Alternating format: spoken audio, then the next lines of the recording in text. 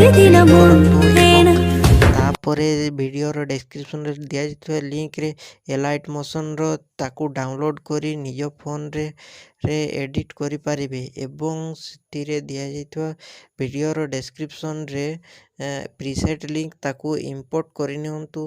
ତାପରେ ସେଥିରେ ଆପଣ ଯାହା କିଛି ଚେଞ୍ଜ କରିବାକୁ ଚାହୁଁଛନ୍ତି ତାହା ଚେଞ୍ଜ କରିପାରିବେ ଏବଂ ନ ଚେଞ୍ଜ କରି ମଧ୍ୟ ଆପଣ ତାକୁ ସିଧା ଡାଉନଲୋଡ଼୍ କରିପାରିବେ।